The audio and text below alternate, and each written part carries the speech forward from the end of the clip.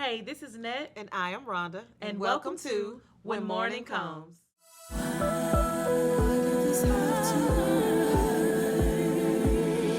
Scream, cry, yell, why did it have to happen? It hurt so bad. You thought the pain would never end. We've come to share some hope and help you realize the sun will rise again. That's when morning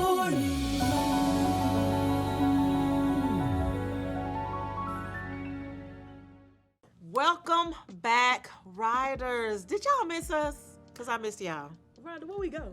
It just seems like it's been a long time. You acting like we left. Where did It we just go? seems like it's been a long time since we've seen They just saw us. No, last it's been a month. long time. Don't act like it's y'all miss us. It's okay. You can say it. Okay. I miss y'all, even if y'all don't miss us. Yeah. Welcome back. Welcome back. We're so excited to be here, y'all. It's the what? This is the season finale. Whoop, whoop. Man, let me tell you something. Wait a minute, are we supposed to be excited? It's a little bit of both. We can have double dip feelings. Double dip. I'm excited. Both and. We talk about that all this season. Yes. I'm excited because now I'm gonna be real honest. I did not think we were gonna make it past episode 1 of season 1. Of season 1. Now we on season 2, episode 6. Episode 6. Our Lord have mercy. And this is because of y'all. So let me just say thank y'all. We're gonna come back and talk a little bit more about that later. So welcome to episode 2 episode 6 season 2. Yeah. Welcome back. We just want to thank y'all for joining us for this final episode for the season. As always, just in case somebody, this is your first time joining us tonight. It's okay if it's your first time. It's okay. Go back and watch the other 11, okay? And then catch back. Hey, you got that number off the top of your head You real see quick, it? baby. I wouldn't have known. I was ready, baby. This space was created out of a space of grief, and it is for what we call the riders. And the reason we call you guys riders is because grief to us is just like a roller coaster. It's turning and twisting, and you don't know what's getting ready to happen, and you're probably ready to get off, but then you got some people on the ground ready for you to get off too. Yeah. It's for everybody, the riders and the supporters. So we've done this for, like I said, 12 episodes now, and you guys just don't realize just how much it has been a help to us. Yeah. So we're hoping that during this process, it not only helped us, but it helped you as well. So welcome to the season finale. Welcome, y'all. Thank y'all so much.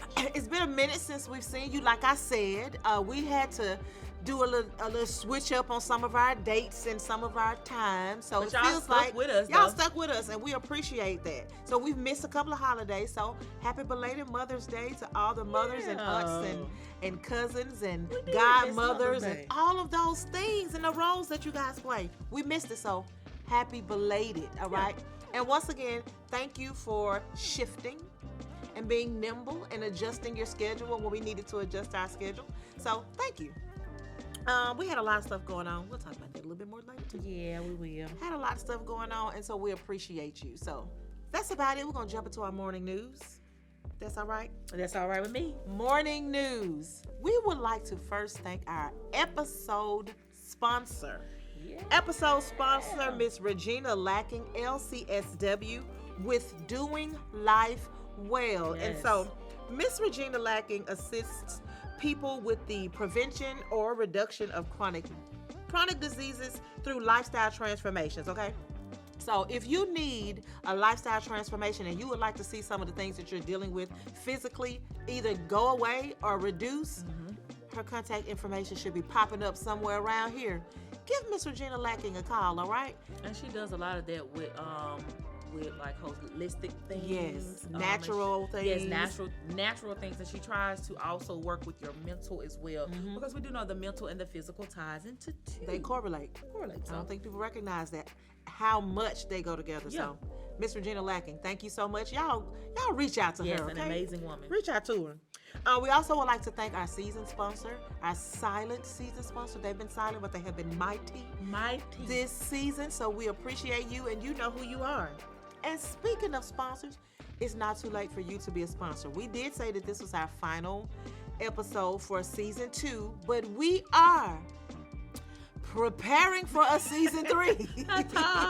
Okay? You guys have been saying, please do another please season. do a season 3. Please do a season 3. I have been trying to quit this I podcast, keep but every saying, time I just want to quit, y'all say, we not tired shit. What they say. Been working for this podcast a long time. And we're not tired. We're not tired. Nick crack a lot of jokes, but we really enjoy this. We really enjoy this being with y'all every month. So we are preparing for season 3. Yes. So if you do want to be a sponsor, our contact information is here. Reach out to us and let us know, okay? Like we said, we are mental health professionals, but that does not mean that everything we say will be a mental health professionally stated statement. Yes. Okay, a lot of the things that we are saying is coming from our own personal experience as we have navigated this grief journey. So do not go and say, well, Rhonda said, and then that means it's textbook. Sometimes it's Rhonda said because that's what Rhonda said. Yeah. Okay. And it's not in a book at all. In the book, it's in my heart. Yeah. Okay. So be mindful of that. So don't come for us in the comments. And let me say this: over the last 2 seasons, you guys have not done that. Yeah, y'all haven't. And you know what was so crazy? Because before we started this podcast, that was one thing that the people kept telling us, y'all be prepared, be prepared. And I'm like, for what? They gonna say some they stuff. Gonna say some stuff. You're gonna get some opinions, some comments that you're not gonna like. And I'm like, why? Right. We talking about grief. We talking about like our version of what grief looks like. Why will we have any negative comments? And we haven't. No, so we haven't. And we're really talking about appreciate something y'all. that a lot of people, they're navigating too. So it's not like we're talking about something that's foreign. The reason we put this podcast together is because we did want to have a space that where people can talk about it. Because unfortunately, grief is such a taboo topic. Yes. It's one that people try to shy away from. They don't want to talk about it because it's uncomfortable. So hopefully over the last 2 seasons, we have made it just a little bit easier for you to talk about. Okay. And to know that you're not alone. So thank you. That's it for our morning news. Okay. So we're gonna jump into this evening's episode. Okay, Ned, tell the people what we're doing today. So listen, y'all. So this season, and if y'all don't mind, I'm gonna use my cue cards. Thank ya. This season, we have been strategic in discussing different versions of grief. If you paid attention to the episodes for season 2, then you'll know that we've touched on ambiguous losses, job losses, relationship losses, family, estranged family members, not having relationships with your parents, your siblings, friends, friendships. We've talked about you losing yourself due to mental health or substance abuse, things such as your home, losing your home, even versions of yourself. And y'all tried to get us last episode with that one. Yeah. Y'all made us dig real deep talking about the versions of yourself. Yeah. That was the episode I like to quit on. Because I don't get on here and on no camera and cry and get so up and tell my business. That was the one she almost said, I'm not doing this. I'm not doing it no more. The people was reaching out. I was like, Ned, like you the person that like if you know, you know, but you don't just broadcast what's going on with you. But the fact that you got on camera and said it, I'm so proud. I'm proud too, but I almost quit. Gus said I'm proud too. But she almost quit. I had to pull her back. She had to pull me back. You're not going to. Yeah, we just wanted to make sure that we touched on all the riders. Like, we just didn't want to talk about the loss of someone due to a death, but we want to talk about all the losses that we experience because we all go through grief in some shape, form, or fashion. And so, again, this show isn't just for, it was birthed out of us losing our mom, but with us going through each episode, we noticed that we are serving a bigger purpose. And grief comes in many shapes and forms, so we wanted to make sure we touched on all of those. So those things we felt like would help us move through grief, not from it, but through it, which is the automatic internal reactions to mourning, which is the active process of externally processing. So we titled this particular episode, See You in the Morning. See You in the Morning. I like that's so sweet to me. Ain't that cute? And so it's different ways that you can look at that. See You in the Morning is our final episode of season 2. Of season 2. And so See You in the Morning, like we'll see you when we come back. Mm-hmm. You know, and also see you in the morning. We all sometime will have to go through this journey, some way, some shape, some fashion. Mm-hmm. So we want to make sure that this podcast allows you to see yourself. Mm-hmm. Mm-hmm. Am I preaching? Look at that. Look at how see how you did that. In the morning, you know, in the morning. So Wait. And girl said, am I preaching? I did a little preach. She's so So sweet. yes, She's so sweet. that's why we entitled it "See You in the Morning." And then ultimately, what we would love to do is to see you guys continue to navigate, like Net said, not from grief, but through grief to mourning, to a place to where you can think about, you know, the things that you lost or the person that you lost, and it doesn't take you to a dark place, but it does take you to a place to where you can externally remember those things or cherish those things and just continue to carry that thing with you as you continue to live. Kind of like how we do with this podcast, like we're able to openly talk about. Now, mind you, we do still get a little choked up. Sometimes But- immediately after we film, Yes. we be crying. But sometimes we're able to like laugh through the episodes in talking about our mom or something that we went through, because I feel like we're reaching a state of mourning. Not Yes. saying that we're done grieving, No. but we're just reaching a state of mourning where we Yes. can actively talk about it. Yes. So we asked our social media writers to assist us with today's topic. So we asked you to tell us either some challenges you have faced when trying to support someone through grief, what you wished you knew more about as a supporter, or a hurtful, frustrating, painful experience from someone offering support as you grieved. So we got a lot of responses. Thank y'all so Y'all much for so sweet. responding. Y'all got in the comments and gave us a lot of Y'all content. did. Now let me give a disclaimer. We're not gonna be able to talk about read everything that you guys all- gave us Yeah. today. Not on this podcast. But we did choose a couple of things because we really wanted to make sure that we did not end this season without speaking to the supporters. Speaking to those people who they may say, well, I haven't grieved yet. However, I have been a supporter of someone who has grieved. And so I would like to know what I should or should not do as I'm supporting someone. Or give space to those people who have grieved so that they can say, you know what, this is something that I experienced during my grief that I wouldn't wish on anybody else. Can you put that out there so the people would know? Don't do that. Yeah, exactly. Don't do that to the people. Right. Okay. So that's what today is about. So we're going to share a few of the responses that you guys gave us, and then we'll kind of chime in from some of things that we experienced on our experience. So We have our handy dandy we have our handy dandy cue notes. cards and our notes because there's no way that we can memorize everything y'all said. We want to put it in your words, okay? So don't judge our papers. So the first one said, Okay. when I lost my dad, I was expressing to someone how much more I have to accomplish and that my dad isn't going to see me accomplish those things. In response, the person said, well, I mean, just think about everything that you've already accomplished that he has seen. In reality, that's not the point I needed in that moment. It's the fact that my dad is gone, and anytime I met a goal, he was the first person I would call to share that moment with. And so this person, in a nutshell, when I read it, the first thing that I felt that this person was saying is that I felt as if what I said meant nothing. Like my thoughts and my feelings were Dismissive. just dismissed. You know, she's expressing or he's expressing, whoever wrote this comment is saying, my dad is not going to be there for those milestone moments Yes. anymore. Like, there are a lot of things that I still have left to accomplish in my life that my dad will not be there to see. And whoever responded to this person responded out of, but think about the things that he did see. Well, here's the thing. I know the things he saw. Or I'm sure this person knows the things that he did witness. He was here. Right.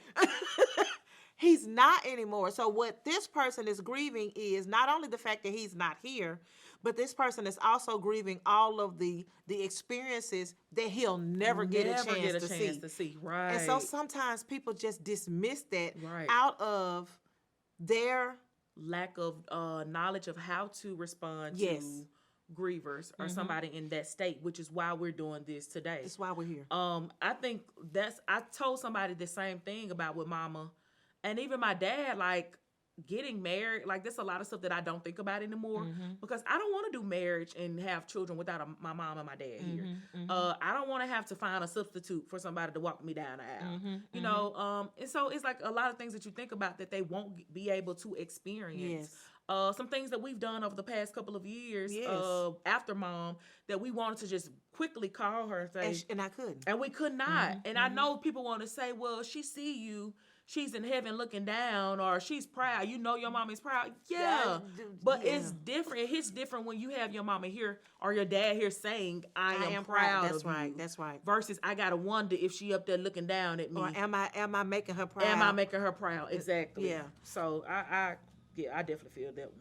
I remember when we had an episode where we talked about how, as a mom, there were some things that I wish my mama was still here to call her and say, hey, mom, what do I do about this? You know, my daughter is doing this, or my daughter is feeling this way. What do I do?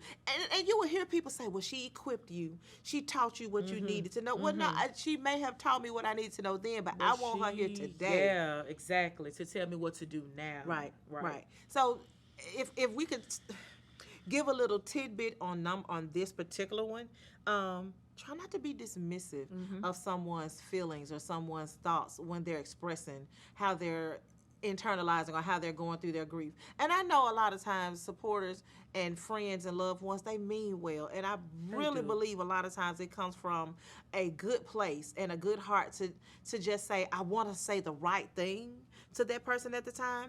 But there are times where if you're not careful, you can dismiss what somebody is truly feeling. Absolutely. So if anything from that one, try not to be dismissive, okay? Let's hear them for what they're saying, not hearing them because you're trying to respond. Yep. Yes. Exactly. Yes. Okay, so here's another one. Okay. The hurtful things. Telling a griever to be strong. You're not over it yet. Your loved one wouldn't want you sad. I mean, I understand what you're going through when their mother and siblings are in the living room or down the street. That I know that be strong one hits real. Listen, we talked about that on the last episode, that be strong. A lot of people don't realize exactly what those two words really do to a person who is grieving. Either be strong or you're so strong. strong. Yes, you're so strong. And I remember somebody telling you, Rhonda, you got better stop that crying up now, because you got to be sitting up here. You got to be strong for that. And I looked up. I was saying. And I said, that girl just lost her mama too. She ain't got to be strong for me. And they trying to be strong and I don't for want her to. And that's what I tell, like, a lot of my friends that come to me now about grief. I tell them, like, you also have to realize you lost somebody too. That's right. And so I know you feel like you may want to show up for, I got to be strong for my mama or my sister or whomever, because we just lost our loved one. But think about it. You've lost the same person that they just lost. So why are you trying to be stronger than them to show up for them? Because who's going to show up for you when you're breaking? And the crazy part about it is, I think a lot of people don't realize that when you're telling somebody to be strong, you're really not telling them to be strong for them. You're telling them to be strong because their expression of grief makes you feel uncomfortable. Yep. So you want them to suck it up and be strong, but so that you don't feel uncomfortable. And you don't have to be in that space with them. And I realize that too. Because as long as you're happy and you're skipping and you're putting on a mask to where you're okay, the people around you can be okay. Oh, she's back to normal her. So we can go back, and do the things that we normally do. And I don't have to be uncomfortable around her. I don't have to be uncomfortable. Well, when she's sad, I don't know what to do. When she's crying, I don't know what to say. So because I don't know what to say, it makes me feel awkward. And so I'd rather her just be strong. And you can't do that, and you can't expect people to just be strong when they've experienced a loss. And then when they do suck it up and say, you know what, this person needs me to be strong, I'm going to be strong. So they put on a mask, like Nat said, and then they get strong. And then when you go home, and you get into your comfortable bed and you sleeping the night away, they broke up down. rolling around on the floor. They can't get themselves together because they Yes. have bottled it in for so long, trying to be strong for everybody else, to where now they are breaking. That's not fair. And the strength you sometimes you think you see, like Rhonda said on the last episode, it's not the absence of our grief. Right. Like, because you see us on this platform talking about our grief, That doesn't mean it's that gone. doesn't mean when we leave out of here, something doesn't hit us and it shake us. So I know, again, y'all, people mean well when they say you're so strong, or I saw you at your mama's funeral. You were so strong. You did well. What does that mean? Like, what were y'all expecting me to do? Like, Nah, what I then, wanted to do. I was about to say, if I had really done What I wanted to do, You then would've y'all been- would have been saying, Yeah. "Oh, Rhonda, Oh, yeah. we gotta get her some We help." gotta go and get her out of Mississippi State Hospital. don't do it.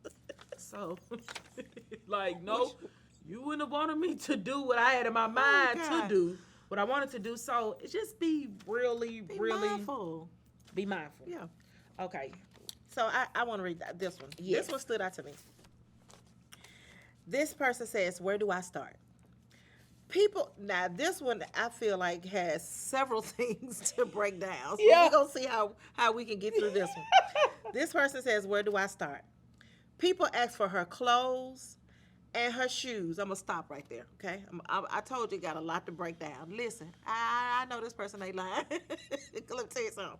We talked a little bit about how we had to get through cleaning out Mama's house after it was over. Baby, one of the people next door, and I'm not going to talk about them no more, because last time I said, No. some people got onto me about how I you explained described it. So let me be mindful. How you broke 'em down. So the people next door, we come outside on the porch, and somebody in particular is standing at the porch saying, hey, ooh, I'm Literally, Mom was still in the house. I'm so sorry. I just found out what happened. Lord, I'm just so hurt. I'm just so happy. So, she still got some of them purses in there. What? That purse she had wore the other day, Is she still? She Is want she it. still? I almost No, choked. she don't. I almost choked. That girl said, She "Do don't she want it?" She go. No, she don't. Go to the next. I'm go gonna to the just go next. on. I'm Yeah. gonna just pause right there, going, baby. because that's what people do, and they're not even. And we're not mindful. making this up. We're I'm not making this up. I kid you not. I We're wish not I making this up. could. I wish I could be making this stuff up, because then I could say Listen. that I didn't really experience it, or we Exactly. didn't go through it, but we did. So I know this person ain't lying. People do it because they did it to us. The next sentence, the person says, "If you gonna start crying, call me back." That goes back to what we said a few minutes ago. Sometimes when people say be strong, it's not that they want you to be strong for you. They want you to be strong for them, because your crying Yes. and your tears makes them uncomfortable. So as soon as you get on the phone and it sounds like you about to weep, they saying, "Ooh, let me call you I right got to back." go walk my fish. This is too much today. It's, This is too much. and so my thing is, if you're not in a place to kind of know that you are emotionally prepared to show up for somebody that's grieving, kind of just shoot a text. And just say, hey, just checking in. You don't even have to respond. I just wanted to let you know That's right. that I was thinking of you, That's checking in. Hope all is well. That's right. Leave it at that. Leave it at that. Y'all, this is helping us, okay? Because the fact that we can sit here and laugh about this Uh-huh. today, this is some helpful things to me. Yes. The person goes on to say, "You don't understand how much I miss your mom." No, Stop. Come stop and then let's do that. Okay, Let's go do ahead. that one. You go ahead. You can do that. Let's do that one.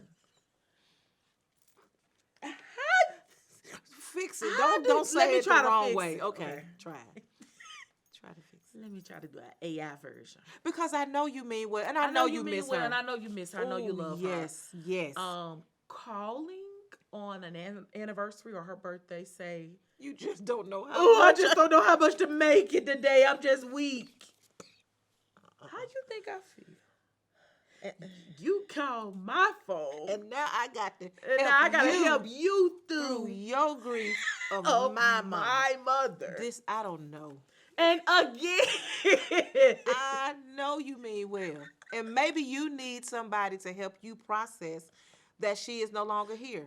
I'm not the one. Sometimes I cannot help No, you process that. Now, there I are can't. times when you may call, some may call, and they do want to talk about mom. And And I they just love want to that. talk about, oh, I remember when your mama did this. And I miss how she used to do this and how yes. your mama used to call me every morning and we used to get Yes. dressed for work together or whatever the case may be. I love that. it. Let's do it. Because that now we can piggyback off of one another, Yes, and we're love just it. the emotions are kind of they match. So Yes. it's reciprocated. Yes. We can both share happy, amazing memories about her. But Okay. okay, All right. Okay, I'm gonna go on to the next sentence. yes. Okay. So then the person says, when you know better, you do better. In a nutshell, when you recognize that how you're reaching out is really not helpful, then you try to do better. They go on to say, I used to say, I know how you feel, which was not the truth. I did not know the feeling of losing a parent. My mom explained this to me, and I then realized the truth in it. So I stopped saying it altogether because people deal with losing a loved one differently. So no, I don't know. And I'll stop there. So in other words, this person is saying, when they recognized how they were showing up for people when they were grieving, they knew to stop and change some of the ways that they were showing up because they too had now experienced their own grief. Yeah. So in other words, this person used to say, "Ooh, I know how you feel," and then the person had to realize, "Well, no, I don't. I really don't know how you feel." And honestly, some supporters don't realize that sentence, that statement is really not a good statement to say. Why is it not? Because, okay, so I let I you say it lost- because you say I say stuff. yeah, I'm gonna say out it. the I'm gonna way. say it this way. I lost my mom, and then somebody else may have lost their mom. So that person may think, I know exactly how you feel because I too lost my mom. But we've said in some other episodes that grief and the way you grieve and the way you grieve rather and the magnitude of your grief is directly related to the relationship and the fellowship that you had with that person or that thing that you're grieving. So there are times that you have somebody who spoke to their mom once a year on Christmas, and then when they talked to her, it was, all right, mom, I gotta go, because they really can't stand talking to her on the phone, and they talked to their mom 33 seconds. They may have lost their mom. Then you have somebody like my sister and I who we spoke to our mom 33 times a day. Right. Not once a year for 33 seconds. Right. Like 33 times a day. All day, every day. Saw her every day. She was our best friend, so the relationship was different.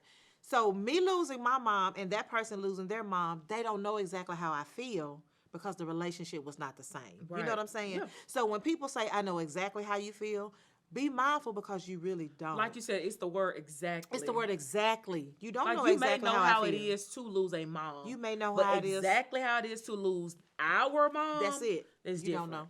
You don't know. And so even with you not having a relationship, I can't even tell you that I know how you feel that you lost your mom and you And didn't y'all- have a relationship. that's right, 'cause Because I don't know how that feels. That's right. To lose a mom and not have that relationship. That's right. So I can't tell you I know exactly how you feel. That's right. So yeah, I truly understand. And then when she said that, like, when you experience the grief for yourself, like I lost my father before I think my best friend lost her mom. Mm-hmm. And so when she lost her mom, I was like, I used to say, I can understand. I know how you feel because I lost my dad. But once I lost my mother, Mm-hmm. I was like, I was telling her I knew how she feel, and I You really didn't know Mhm. how she really felt. Mhm. No, this is nothing compared to that. The grief, I couldn't compare the 2. So when you know better, you do better, Right. like this person Right. said in this post here. And unfortunately, there are things that you will learn in grief that you did not know you will not know until you grieve. Mm-hmm. Okay? I said in one of the episodes that I didn't recognize how much my mama missed her mom, my big mama. I didn't know how much she grieved her until I grieved my mama. Yes. Like I see it. Now I still, even in that sense, because my mom and her mom had an amazing relationship the same way we had with our mom. Even in that, I still would never fully understand the magnitude of her grief for her mom. So I Yes. can't say I know exactly how my mama felt. I don't. But there are some things I didn't get even a portion of until I lost my mom. Yeah. So what that person said was, when you know better, you do better. Okay. They said, I also stopped saying, with time, you will heal. Okay. I think we need to be mindful of the term heal, not because I feel like there are healing processes and we're all going on a healing journey. There are some times where we assume that healing equates to Not feeling it at all. yes. Yeah. And I think we need to be mindful when we say to people, in time you will heal. Yeah. Because what you could be saying is, in time you'll You stop will be grieving. over it. Yep. And you're not. You are not going to be over it. You're not. You're going to live with your grief for the rest of your life. And when I tell people that, they be like, no, I'm not. Yes, you will. Yes, you will. But in time you will. How you internalize the grief, how you experience the grief, how you express the grief, how you're triggered when you grieve, all of those things will change. So I think that's what people mean when they say in time, only time will heal. Not that it'll heal and it'll be over 100%, but things will be different. And you'll be able to move through grief and carry it with you without it causing such a major shift or change in your everyday life, if that makes sense. Yeah. So do you want to go read one more, or do you want to go into a person that come in and spoke from a supporter's point of view? Yes. Because we had a few of you guys spoke from a griever standpoint, and then we have a few of you spoke from I never really grieved, but I have been a supporter, and this is my experience. So you want to go into that? So we had one that said, I always wonder if I'm supporting the person how they need to be supported. Like, when do I push and when do I let them be? And how to determine that without asking? That's a good question. That's a good question. I had a friend of mine that called one day, and he had been watching the podcast for a while, and he was like, I need to talk to you. And I said, okay. I was sitting in the parking lot at Target eating my lunch, right? He was like, I need to talk to you. So I said, okay. His biggest question was, I've experienced two really, really dear friends of mine who have experienced loss. One of the friends, I did not call because I didn't know how to reach out to them. I didn't know what to say. I didn't know what words to use. And because I did not call, they got mad at me. And they kind of, got a little rough in the words with me. On the contrary, I thought I was learning from that. So when another friend of mine experienced a loss, I called. I reached out. I'm like, nope, I'm not going to get chewed out like I did before. I'm going to reach out. I'm going to call. I'm going to suck it up. I'll find what to say. Then I called, and that person they never answered. They didn't want to talk. So they ghosted me. And so the person was like, what do I do? How do I know, should I reach out? How do I know that I shouldn't reach out? How do I know that I need to call too much? How do I know not to call? This is the weirdest answer that I can give. It is, yeah. You don't. Yeah. I promise you don't.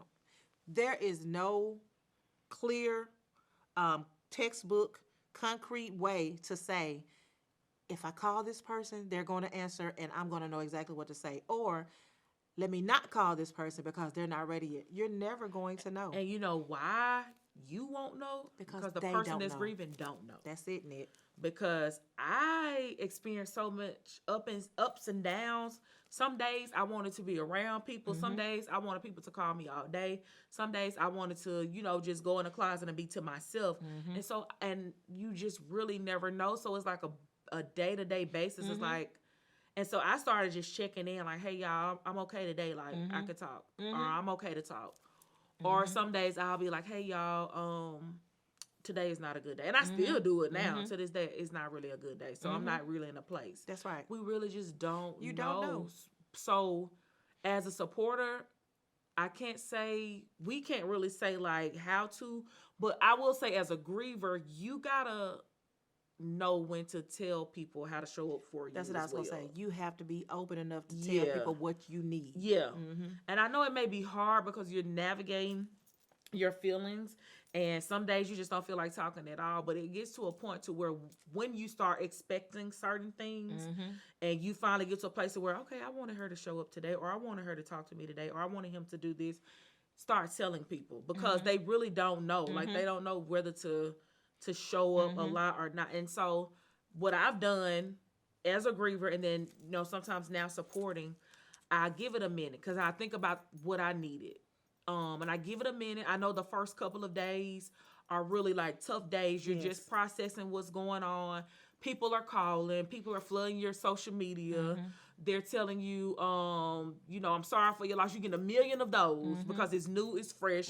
People want to be the first to tell you, I'm sorry, or to ask you a million questions you don't want to hear. So I know as a griever and a supporter to kind of don't really say much the first maybe 1 or 2 days. But when I feel like it started getting quiet, and in those moments where the multiple text messages and the calls start coming in, I slow down, then I creep in and say, hey, I'm here. And that's all, just keep it as simple as that. I don't even try to find the right words. We had a friend who, after mom passed away, he had us in a group text, and he would just send random red hearts. Yep. Just out of nowhere, it'll just be some red hearts. And that was kind of like a tap on the window, because what that would do is, if Ned and I were in a place that we wanted to talk, we could respond back to that text and be like, hey, I'm not good, or hey, what you doing today, or whatever. And then that opened the door for him to be able to dialogue. But if we weren't doing good, then we would probably respond back with a red heart. You know what I'm saying? Just as, and even though those red hearts weren't saying anything, they spoke volumes, because at the end of the day, we knew at that moment he was thinking about us, and he was just checking on us. And not just that, it kept him from saying the wrong thing. Yes. So just a heart. I'm checking in. It kept him from trying to figure out the right thing, because sometimes trying to figure out the right things to say end up being the wrong things to say. And so he just sent the heart. I'm not saying any words, but they know I love them and I'm here. And that, like Rhonda said, because even years later, we still remember. We still remember them red hearts. Yep. Ironically, he has recently experienced a loss of his own, so we kept it going. So now we send red hearts to him, and every now and then his response would be, "Oh, you don't know why. You just don't know how much I needed that right then." Okay, and so even though those hearts aren't saying anything, they are speaking loudly to the person who needs to know that they're being thought about. And sometimes that's all a griever needs to know, is that somebody's thinking about me right now. Like people say all the time, like, people will sometimes forget what you say, but they will never forget what you do. No, and they might forget what you say. They might forget what you do, but they'll never forget how you made them feel. That's Yeah, it. get me I right. know what you were trying to say. Get me right. Yeah. I know what you're trying to say. So, like, he didn't say much, but him just showing up made for us feel so loved. He made us feel loved. He didn't do much. A simple text. A lot of people say, well, that's nothing. No, that was a lot meant a lot in that moment, because it made us feel good. Because, again, years later, we remember that. So that was amazing for us. So if you don't realize, that was just a little way to answer the question that the person just had, like, how do I know what to do? How do I know how much is too much? Should I do this? Should I not do this? Sometimes just those simple gestures alone just opens the door. It feels like somebody peeking their head, like you're in your bedroom, and those are the hearts are like them peeking their head in to say, they're not saying that, but like, hey, and you can beckon to say, come on in, or you can. And those text messages sometimes give you the opportunity to say, yeah, come on in, or not right now. It's just something simple, but it's so meaningful. So whoever wrote that comment, I hope that made sense to you. Yes. Okay. So we don't have an activity, but we do have a do and a do not list. Do and a do not. And so we want y'all to probably write these down. Like I say, it's not. This ain't textbook. This is not. It's just what we feel and what in our, on our journey we've experienced, and how it helped us, how it did not help us. And so hopefully you could take some of these, like the hearts, you can adopt some of these things, and it could help you either being a supporter, or some of these things that you don't want people to say. It'll help you in telling somebody, hey, this is what I need. I don't want you to, say that. And some of these things, like we said, they're not textbook, but some of them we did get from some of the comments that you guys put on under our post. So we were reading and we were taking it all in. Literally. So hopefully this will help somebody else. Okay. So we'll start with number 1. These are the things not to do or say. Okay, so this list that we're about to go over now are things that you should not do or should not say. Not. Say, exactly. Please hear me say not. Number one, stop all that crying. Let me tell you something. Don't walk up to nobody and tell them to stop all that crying. Because you are not going to be ready for what they probably going to give back to you in that moment. Oh, God. The emotions are high. Do not tell somebody to stop all that crying. Okay? That goes back to what we were saying. You want them to stop crying because it's uncomfortable for you. Yep. Sometimes they need to cry. Crying is cathartic. Okay? Yep. Let them cry. Do not say he or she was sick a long time. You should have been expecting it. Ooh, don't say that. That's self-explanatory. Yeah, we don't even have to explain that one. Don't do that. Don't say that to nobody. Yes. Okay? Please don't. Okay. We've had some people who talk to us about a miscarriage, as in they're grieving a miscarriage. Do not say this to somebody who has experienced a miscarriage. Well, they never even took their first breath. What? And y'all, this stuff isn't made up. It's not made up. These either came from your comments or things people that we personally know. Yeah, we've heard this personally. Yes, don't say that to somebody who's experienced a miscarriage. Yes, that baby may not have taken their first breath, but it was still their baby. Yes. Their child. Absolutely. Don't say that. You've got to let it go. Number one, I want to ask you. Define letting it go. Do you want me to stop talking about it? Right. What do you want me to do? I got to let it go. What do you want me to do? Yeah. Do you want me to stop mentioning her? You want me to stop all that crying? Yeah, they want you to stop all that crying. And if that's the case, it's never going to happen. You just got to stop being around me. And we're not even talking about only somebody who has grieved the death of a person, but you will tell people that are going through a divorce, you got to get over that. You got to let that go. What? It's okay. It's not that deep. Yes, it's deep. To me, it was that deep. To them, Yeah. whatever they lost. To them or whoever, yeah. You know, we've had people who have lost pets. And it has taken them down through there to lose their pet. Don't walk up to somebody and say, that was just a dog. Let it go. What? Be mindful of what we say, people. Yeah. Okay. What else, Nick? I'll put these two together. Okay. Have faith. Your faith should be bigger than that because they are in a better place. You a Christian. I am. Bona fide. Love the Lord. Y'all see on them Rhonda respond to these because I love him. He heard my cry, pitied every groan. Long as I live and trouble rise, I'll hasten to his throne. I love him. But let me say this. When people tell me she in a better place, guess what? I know exactly where she is. That is one thing I do not have to question. I know where she is. But I'm going to tell you what I also know. I know where she ain't. Exactly. And that's she sitting beside ain't. me. She ain't here. And I'm not saying sitting beside me is a better place, but I know where I would rather her I be. would rather. That's it. I don't need you to remind me of where she is. I know where she is, but she's not here. Or that I'm a Christian. Because I know all of that and I'm still hurt. And that's the thing I think people miss.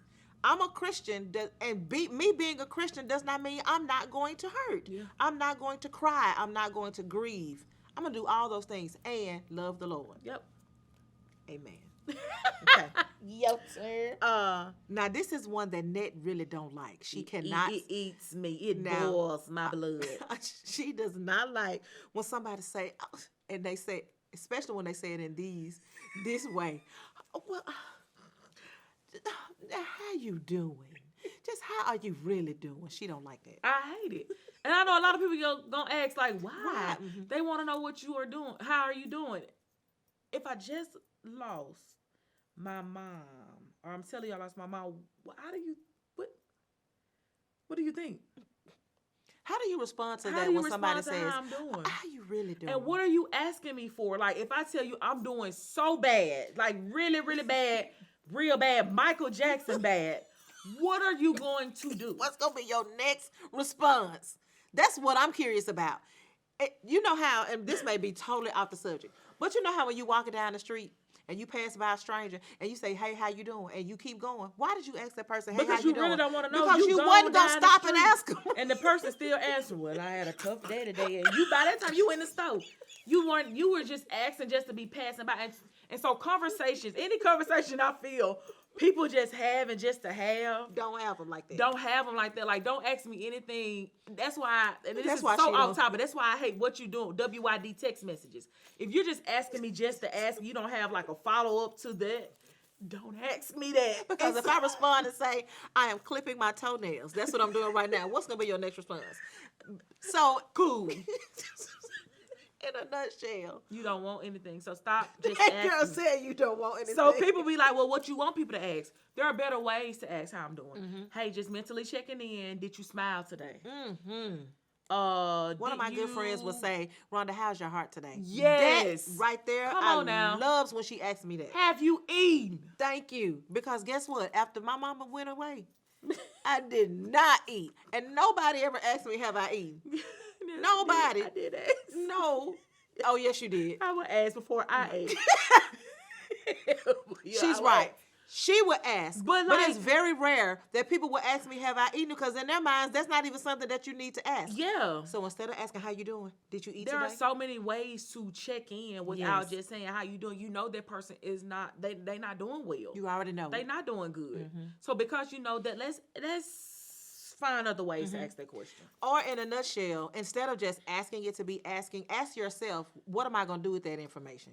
Okay. Because what happens if she tell me, or if he tells me I'm horrible. they aren't doing well? Right. Am I prepared to say, okay, well, I'm on my way to show up, or whatever the case is? Are you gonna say, I'm ready sorry for to hear that? Or are you just gonna say, I'm sorry? Well, what did you ask me for if you gonna just be sad that you heard it? Okay. Thank I'm you. sorry. Now y'all get my gist. I'm so glad y'all understand it. I hope y'all understand it that's listening. This one, okay. This one is one that kind of gets me. Your loved one would not be wanting you to sit up there and cry or feel the way you feeling. Let me tell you something. So many people came to me and told me that after I said, I'm going to take a sabbatical. Because the word that was used was retire. So, Rhonda, did you retire from singing? Did you retire from traveling? Did you retire from taking engagements? And so I did not. But when I did say I just need to sit and, take a break for a minute, people will come to me, well, your mama wouldn't want you to stop singing. Let me tell you something. Yes, mama would. My mama would have probably told me, sit down, you doing too much, you tired.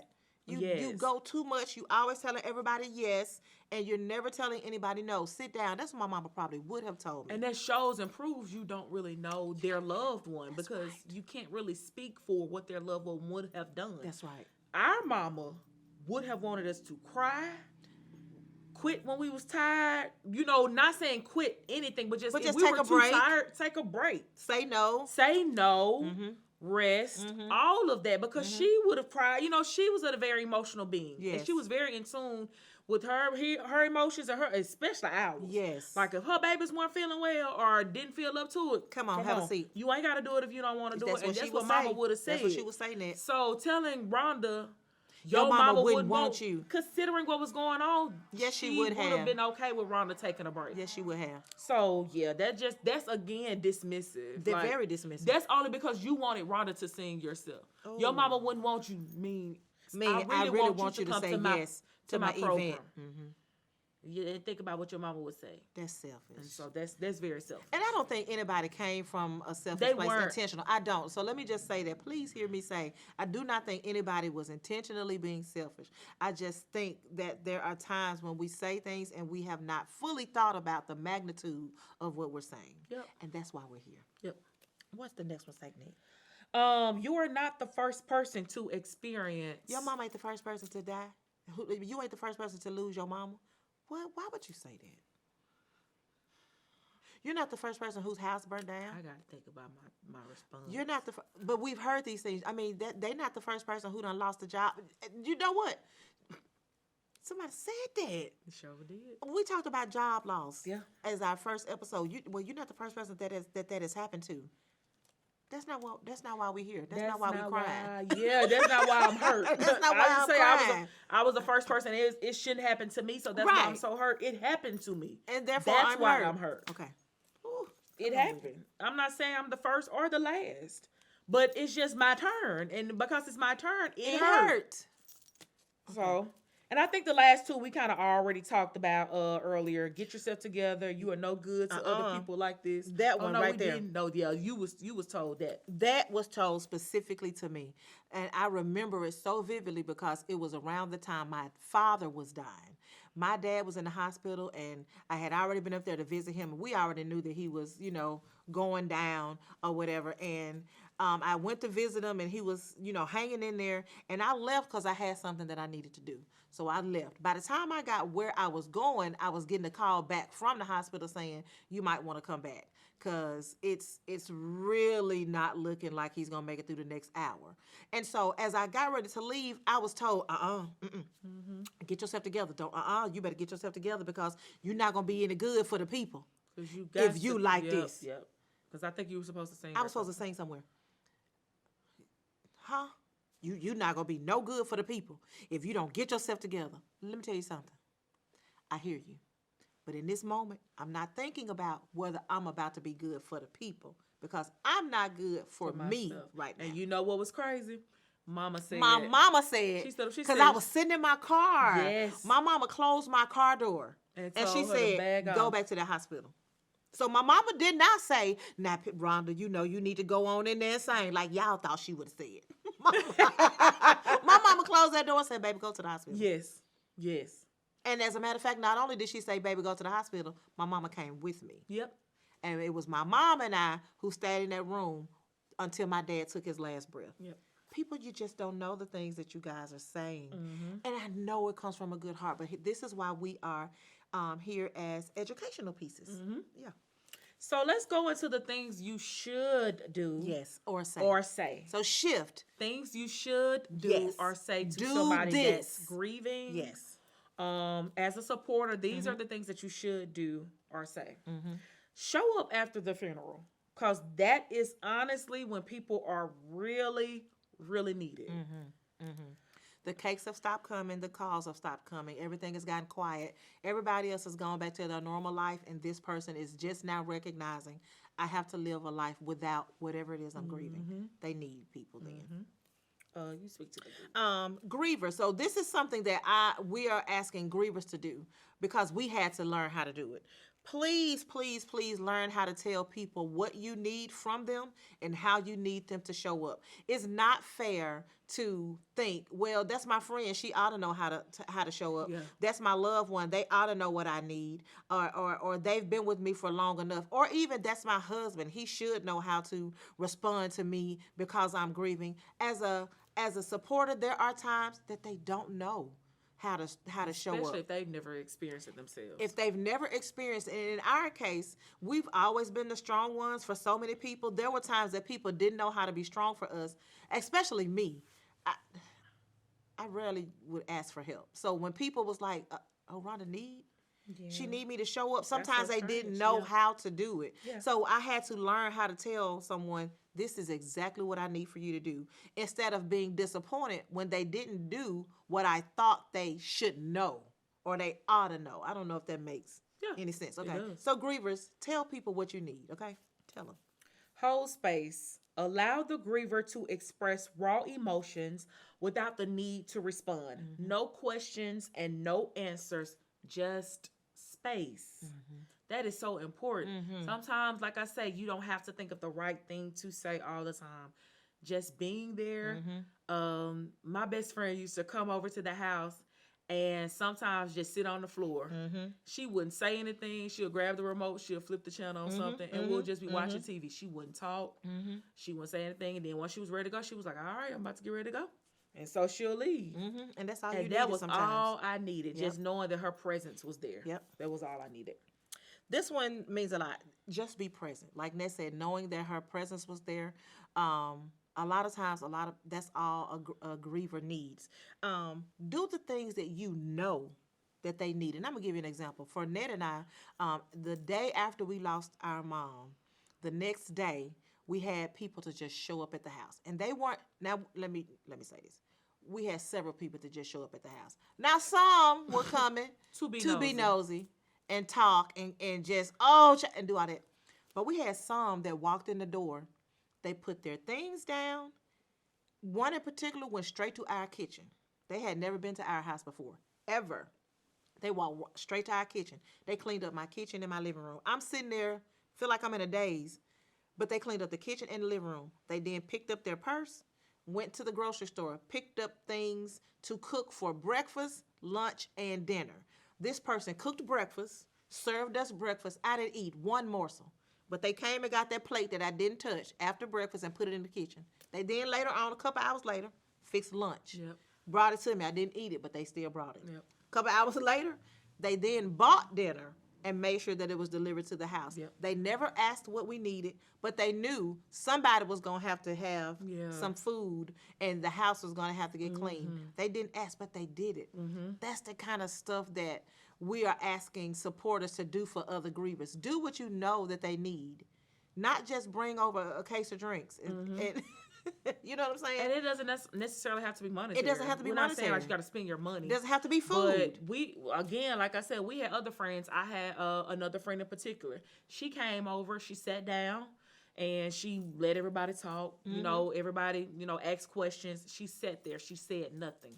After everybody left, she said, I have my computer. You want to start? Yes. You want to start kind of writing out what you think for the program? Yes, Ned. And we were like, yes, because we hadn't even thought about that. Yes. Rhonda, do you want us to come pick you up and we'll drive you around to the places that you need to go handle those business items? Yeah. Do those things, okay? Or offer those things. And if the person says no, I'm here if you need me to do any of those things, okay? And so lastly, I wish I had the right words to say. Just know I care. Or That's I do what you not. should say. That's what you should say. Or I do not know how you feel, but I am here to help you anyway. If you say that though, don't be sitting up there lying to them folks. Don't tell them folk, oh, I'm here to help you in any way that you need. And then when they call and say, well, can you just come over here? And it's 3 o'clock in the morning. Oof. And you say, oh, I don't want to get out of my bed. Because you did tell them, I'm here to help you anyway. That's right. So know your capacity as well. That's if right. you know mentally you already on the edge of tipping over yourself emotionally, Don't offer your emotional support because you know that's just not who you are. If you know you don't like being around a lot of people, like I know my strong suits now. So with me, I really don't care for funerals too much that's anymore. Right. That's right. Whereas before, I could probably go and support. But now funerals and all of that, I just really don't care to go. So even with some of our closest friends, we'll go like to the family hour. And we'll go and sign our names, show our love, give a card or whatever we're going to do. Or we show up in other ways. Hey, can we meet you for lunch? That's what I was going to say. Or something like that in different ways where we know we can still show up. We're going to be there for you, but it's to like our capacity where we can handle it. And then, in the same way, we're showing up for you as well. So instead of saying I'll be there in any way that I can, why don't you offer what you have the capacity to do? I don't know what to say. I don't know what to do for you. I don't know what words to use. However, if you need to call me, I'm available until 11. You can call me. If you need me to come by, I'll come by your house up until 10. If you need me to come wash your dishes, I'll come over and wash your dishes. You know what I'm saying? You be specific about what you have the capacity to do. Now, I'm not saying you got to be that specific, but tell what you have the capacity to do so that they won't be saying, well, you said in any way. Well, every that's time not I what call I meant. you're not there. That's right. And to them, it looks like you're not there because you said anyway. To you may say, well, I did text you the other day. Right. Or I did reach out, but you said anyway to them. And so they probably took that literally. Right. And so just like Rhonda said, just tell them boundaries. Like set a boundary for you and as well as them so they won't expect you to show up every day, all day. Sometimes I'll tell somebody, hey, sweet baby, I'm here if you need to talk. I'm here if you need to cry. I'm here if you need to vent. Because I've been careful to say I'm here in any way because they'll think that means, well, will you come sing at the service? Nah, I'm not going to be able to do that. No. I'm not going to be able to do that. Yeah. Okay. I honestly think that wraps up some of our do's and our don'ts and our shoulds and our should nots. I hope that you guys were able to pull some things from this episode today. If nothing, we wanted to make sure that we gave the riders, the supporters, those that a lot of our episodes have been specifically towards the grievers. We didn't want to leave the supporters out because you guys are on this journey as well. You may not have had to experience grief directly yet. I heard somebody tell me yesterday, as sure as you love, as sure as you're going to grieve. Yeah, okay? So unfortunately, grief is going to happen and you may not have experienced it yet. But if you are walking alongside somebody who is grieving, then you are indirectly experiencing it. And we don't want to leave you out this season rather. So even though we waited till the last episode, we got it in there. We got it in there. There you go. Like, we're going to leave y'all with it. A lot of y'all was like, y'all should have did the last episode for the ending of the season. No, we wanted to leave it with the supporters. We wanted to give the supporters and the riders something. Right. Because we hadn't really talked to y'all. Well, we kind of, but not directly. Yeah, not directly, so. And we definitely didn't want to leave y'all on the last episode because the last episode took me down. Okay? I was so sad. Yeah. And I was like, we can't leave them on such a sad, low continent. No. Yeah. So, we're going to wrap up this So, do you have any episode. teachable moments? Yeah, you ain't got them. Uh-huh. Okay. So, I was about to say, you should have some. again, this season, we decided to just practice what we have been preaching. Yes. For 2 seasons, we have navigated through our transition from grief to mourning, as well as hopefully assisting some of you with doing the same. Mm-hmm. One way to transition into mourning is to have an outward display or experience of moving through, not from the grief. Mm-hmm. This can be done by making new memories or paying homage to what or who you lost. Mm-hmm. We decided to do both. We did both of them. Over the few past months, Look at Nancy. my sister and I She's so accomplished something that we have wanted to do for many very long time. years. Mm-hmm. Oop. Okay. Something our mother wanted for us. We fulfilled a long dream together. Mm-hmm. Moving through grief into mourning may also require sometimes making meaning of your grief journey. Mm-hmm. So we realized that this grief experience is what allowed us to be able to do this together. Mm-hmm. So with that said, Rhonda, we challenge each of you. Yes. We challenge each of you to move through your grief. Mm-hmm. Get to mourning. Mm-hmm. Don't move from it, move through it. That's right. And get to your mourning. Yep. It's possible. And I am excited to sit here and be living examples that it is possible to hold your grief, carry it, and walk with it and make meaning, make new memories, smile along with it. Because at one point I thought I wasn't going to smile again. Yeah. But you can smile and you can laugh and you can hold space for all of those memories and still get to mourning. Yes. Get to mourning. Get to people. mourning. Get to Yeah. mourning. So again, while we're on this break, if you need some tools, you can always utilize psychologytoday.com to find you a therapist in your area.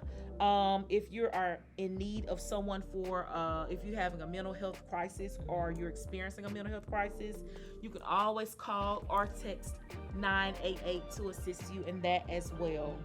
And just a few reminders. Rhonda told me to remind y'all about the next show and how often to expect it, but there's no next show. I mean, there will be. Listen, I forgot to take that off. There's going to be a next show because we are preparing for season 3. Yeah, but we may can't switch tell it y'all up. when. We don't know when it's going to be. We don't yet. know when it's going to be. We It's don't know coming. what day it's going to We air don't have a next specific season. date. We don't know anything yet. It's going to be a surprise. But until then, follow us, like, and subscribe. Over our break, we're still going to be posting posts. yes. We may do some few little videos throughout the break. So stay tuned because you never know what may drop, what we may come up with. We may have a surprise episode. We might. You just never know We what might. we're going to do. So we still want you to follow. And then also, you can always go back and Watch visit the other season 11. 1 and season 2 to catch up. If you missed out on a few, share it with your friends, your family, you know what I'm saying? And let them know that, hey, those 2 girls from the west side of Jackson, That's what we Gloria call Jean babies, they got some good out there, and we want you to look at it and view it, and hopefully it'll help you. We also want to hear from y'all. I was about to say, don't forget our request. Yes. We have a request for you over the Yeah, next few over months. the few next months or however long. We want to hear from you. We want to hear how was season 2. how did it resonate with you? How did it make you feel? Were there some things that you wish we would have spoke on? Were there some things that you love that we spoke on? Whatever. We would like for you to do that. You can do it in a video, or you could type it up however you would like, and then you can send it to us at whenmorningcomes22@gmail.com. Again, whenmorningcomes22@gmail.com, and you can send your reviews as a video, or you can just type it to us if you're not comfortable with being on the camera. And with that, we just want to tell you guys thank you, okay? Thank you, thank you, thank you. Thank you, thank you, thank you. I cannot say it enough. For every sponsor, every donation, every view, every message, every email, every chat, every social media message, every follower, everything that you guys have done for us over the last 2 seasons, we would not have been able to do these 2 seasons without you. So for that, we thank you, thank you, thank you so much. We also want to give a shout out once again to Jonathan Winston with Connecting the Dots. Dr. Apostle. Why that man ain't no apostle? He calls him apostle. Ned calls him apostle, Yes. but he is Dr. Jonathan Winston of Connecting the Dots Therapy. We want to always thank him, and he knows why. Thank you so much. Once again, our episode sponsor, Regina Lacking, LCSW, with Doing Life Well. We also want to remember to shout out our silent season sponsor. Thank you. And we're going to just tell you about some other people who sponsored and poured into us for this season, this episode rather. Mad Drama, Making a Difference, Doing Respectable and Meaningful Art with Dr. Mark Henderson. Miss Kim Taylor Huddleston. Kim has been my friend ever since middle school. Okay. Thank you, Kim. To Joseph Patrick, to Linda Holloway, Kimberly and Baron Evans with Mac Sharon, I may be saying it incorrect, but charge it to my head and not my heart. Mac Sharon Veterans Foundation, thank you so much. And like I said, to every person who had anything to do with When Morning Comes. If you prayed, if you sent hearts, if you sent encouraging words, if you shared, if you commented, if you liked, all of those things, we want to say thank you. And a special thanks to the people who helped make season 2 possible. So we want to shout out to Brandon Shaw of Soul Productions, of Soul Focus Productions. Sorry, I was about to mess up the name.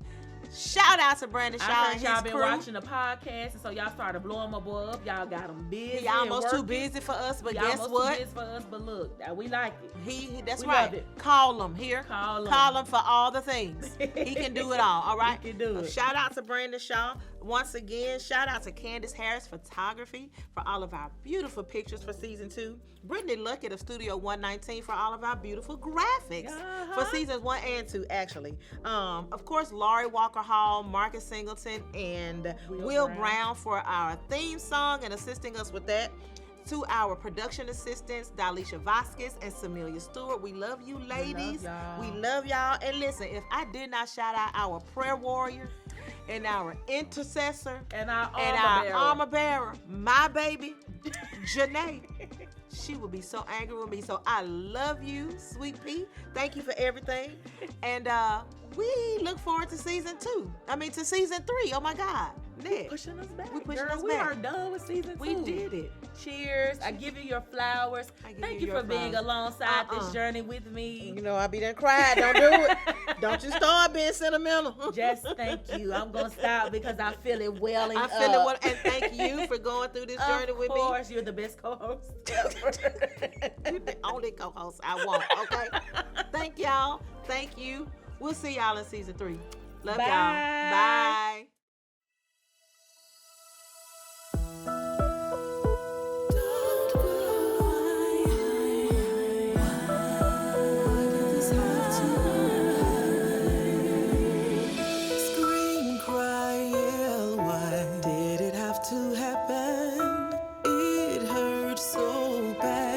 The pain would never end. We've come to share some hope and help you read.